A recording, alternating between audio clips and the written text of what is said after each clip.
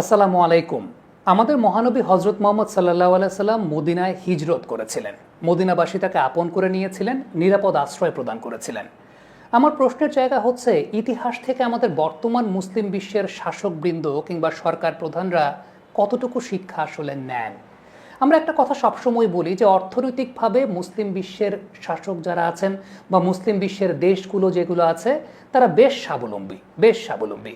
কিন্তু সত্যিকারের অর্থে যখন নিজেদের মুসলিম ভাইদের উপর অত্যাচার নির্যাতন করা হয় তখন শুধুমাত্র মৌখিক সম্মতির জায়গা বা মৌখিক সমর্থনের জায়গা বা মৌখিক সংহতি প্রকাশ করার জায়গা বাদে আসলে কতটুকু আমরা দেখতে পাই কার্যক্ষেত্রে। ধরেন আপনার আমার মতো আমরা যারা সাধারণ মানুষ আছি, আমরা মৌখিকভাবে সংহতি প্রকাশ করতে পারি, আমরা প্রতিবাদ করতে পারি, আমরা দোয়া করতে পারি। কিন্তু যারা মূলত মুসলিম বিশ্বের শাসকবৃন্দ আছেন, সরকার প্রধানরা আছেন, তাদের তো এর চাইতেও অনেক বেশি কিছু করার আছে, এর চাইতেও অনেক বেশি কিছু করার ক্ষমতা আছে। আমরা যদি পবিত্র কোরআনে কারিম থেকে শিক্ষা গ্রহণ করি তাহলে সেক্ষেত্রে সূরা আন-নিসার ৭৫ নম্বর আয়াত যা আছে সেখানে যদি আমরা একটু লক্ষ্য করি তাহলে দেখা যাবে মহান আল্লাহ রাব্বুল আলামিন বলেছেন, তোমাদের কি হয়েছে যে তোমরা আল্লাহর পথে এবং অসহায় নরনারী এবং শিশুদের জন্য সংগ্রাম করবে না? যারা বলছে, হে আমাদের প্রতিপালক, অত্যাচারী অধিবাসীদের এই নগর হতে আমাদেরকে বাহির করে অন্যত্র নিয়ে যাও এবং তোমার নিকট হতে কাউকে আমাদের অভিভাবক করো এবং তোমার নিকট হতে কাউকে আমাদের সহায় নিযুক্ত করো। কোরআনে কারিমের এই আয়াত বিশ্ব মুসলিমকে জোরদার হওয়ার আহ্বান করছে। বলছে, তোমরা কেন মজলুমের সাহায্যে এগিয়ে আসছো না? এই বিপদের মুহূর্তে গাজাবাসী তো তেমনটাই বলছে, হে আল্লাহ, তুমি আমাদের বিপদ থেকে উদ্ধার করো, আমাদের জন্য এমন একজন সাহায্যকারী পাঠাও। এমন পরিস্থিতিতে আল্লাহ তাআলার হুকুম, তোমরা কেন তাদের সাহায্যে লড়াইয়ে অবতীর্ণ হচ্ছ না?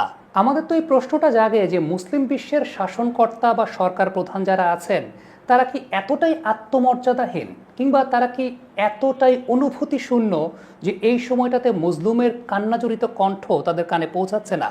হয়তোবা আপনার আমার মতো যারা সাধারণ মানুষ আমরা যারা আছি, আমরা যে কাজটা করতে পারি, আমরা সরকার প্রধানদের দৃষ্টি আকর্ষণ করতে পারি, আমরা মহান আল্লাহ রাব্বুল আলামিনের কাছে দোয়া করতে পারি।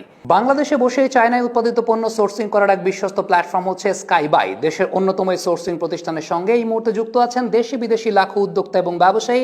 দেশীয় ক্ষুদ্র ব্যবসায়ীরা skybybd.com ওয়েবসাইটের মাধ্যমে খুব সহজেই চায়নায় উৎপাদকদের কাছ থেকে সরাসরি বিশ্বমানের পণ্য সংগ্রহ করতে পারেন। আমরা এমন কিছু করতে পারি যাতে সরকার প্রধানদের দৃষ্টিতে আসে, বিশ্ববাসীর দৃষ্টিতে আসে। কিন্তু সত্যি কথা বলতে পুরো বিশ্বব্যাপী আমরা দেখতে পেয়েছি, ধরেন গেল কাতার বিশ্বকাপ যখন হয়েছিল, সেই কাতার বিশ্বকাপের আয়োজক যারা ছিলেন তারা বেশ কিছু ক্যাম্পেইন করেছিলেন সেই সময়টাতে। সাধারণ মানুষ যারা আছেন তারাও তাদের জায়গা থেকে, তাদের অবস্থান থেকে অনেক প্রতিবাদ করেন, তারা তাদের অবস্থান থেকে দৃষ্টি আকর্ষণ করার চেষ্টা করেন। কিন্তু সত্যিকারের অর্থাৎ যাদের দৃষ্টি আকর্ষণ করার চেষ্টা করেন তারা কি হাত পা গুটিয়ে বসে থাকা ছাড়া আসলে কি অন্য কোনো কিছু করেন? একটা কথা অনেকেই বলেন, সেটা হচ্ছে যে মুসলিম বিশ্বের ইউনিটির জায়গাটা না থাকাটা সেটা সবচাইতে বড় দুঃখ বোধের জায়গা। দেখেন আমাদের ওআইসি আছে, সেই ওআইসি থাকার পরও তার কার্যকারিতার জায়গা থেকে আসলে তো পুরোপুরি ব্যর্থ। মুসলিম বিশ্ব বা মুসলিম বিশ্বের শাসনকর্তা যারা আছেন, সরকার প্রধান যারা আছেন, সরকার যেগুলো আছে মুসলিম বিশ্বের, তারা একেবারেই ব্যর্থ এসব ক্ষেত্রে, এবং সেটা একদম দৃশ্যমানভাবে।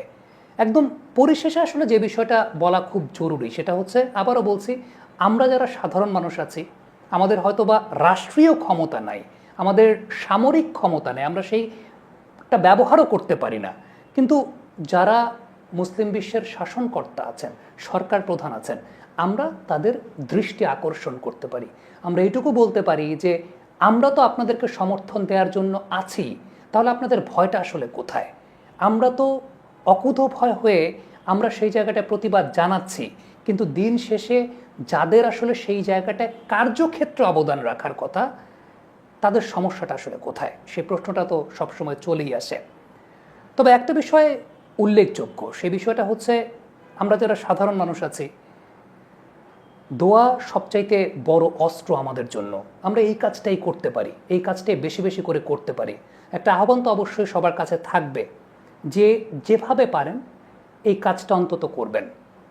যদি এশার নামাজ আপনি পড়েন, 2 রাকাত নফল নামাজ আপনি একটু বাড়তি করে পড়েন। হাদিস শরীফে রাসূলুল্লাহ সাল্লাল্লাহু আলাইহি ওয়াসাল্লাম ইরশাদ করেছেন, দোয়া হচ্ছে মুমিনের হাতিয়ার, দোয়া এমনই বড় হাতিয়ার যে তার উসিলায় কোরআনের বাণী মতে অনেক ছোট দলও আল্লাহর হুকুমে বড় দলকে পরাজিত করেছে।